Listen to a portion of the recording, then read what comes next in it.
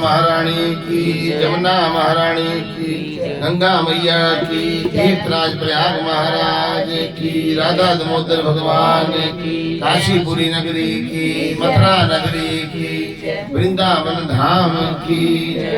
29वां अध्याय। राजा पितृ पूछने लगे कि हे नारद जी, आप वेद शास्त्र तथा पुराणों के जानने वाले हैं, कृपा करके बतलाएं कि किस देवता की कितनी कितनी परिक्रमा होती है। सुनो तांते सुन लो भाई, पूछी जाए कितनी परिक्रमा लाइए कितनी लाइए,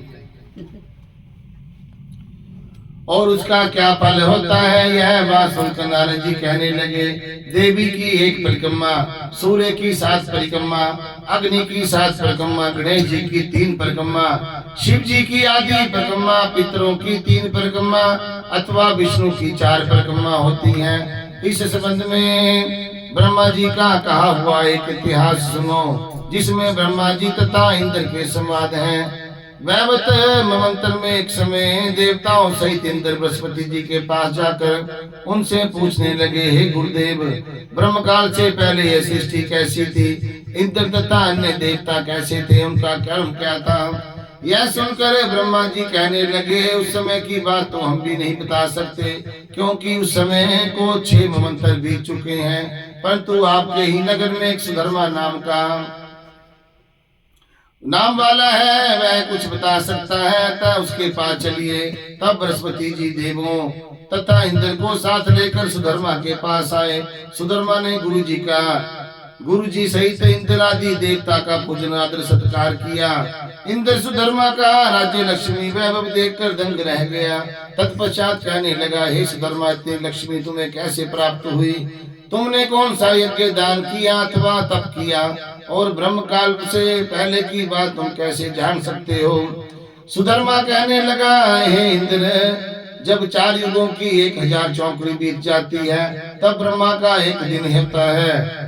उस एक दिन में 14 मनु और इंद्र होते हैं। जब हम विष्णु लोक में थे, तब वहां पर रहते हमारे इतने ब्रह्मा हो चुके हैं कि हम गणना नहीं कर सकते। इसके पश्चात जब हम यहाँ स्वर्ग में आए, सो हमने जो भी इच्छा कर्म किया और उसके कारण हमें इतनी लंबी आयु पाई, उसको सुनो।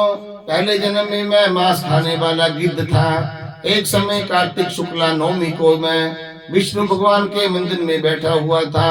तभी एक शिकारी ने हमको बाण मारा, जिससे हम घायल होकर मंदिर में आ गिरे। उसी समय मांस खाने वाले लोभी कुत्ते ने आकर मुझको पकड़ लिया। उस कुत्ते को देखकर और भी कुत्ते उसके पीछे आ गए। वह कुत्ता उनके डर के मारे मंदिर की चारों ओर चक्कर लगाने लगा। दूसरे कुत्ते भी उसके पीछे पीछे भागते रहे। इस प्रकार सबकी प्रदक्षिणा हो गई। इसी बीच में मेरी मृत्यु हो गई। उस प्रदक्षिणा से भगवान बहुत प्रसन्न हुए और मुझको अपना परम पद दिया। यह बात सुनकर इंद्र को अत्यंत प्रसन्नता हुई और उन्होंने विधि पूर्वक भगवान का पूजन तथा प्रदक्षिणा की। नारद जी कहते हैं, हे राजन, कार्तिक शुक्ला नवमी को सतयुग की आदि तिथि है। उस दिन भगवान की पूजा प्रदक्षिणा दान तप यज्ञ करने से कई गुना फल प्राप्त होता है। यदि कार्तिक कृष्णा नवमी को मथुरा में जाकर भगवान की पूजा व प्रदक्षिणा की जाए तो उसके फल का क्या कहना। प्रदक्षिणा करने में जितने पग उठते हैं उनके उतने ही कुल वैकुंठ को जाते हैं। यदि मथुरापुरी दूर हो तो अन्य किसी स्थान पर प्रदक्षिणा करे। यदि वह भी ना हो सके तो ब्राह्मण विष्णु गुरु मूर्ति गो या गो के स्थान पर शालिग्राम और तुलसी की प्रदक्षिणा कर ले।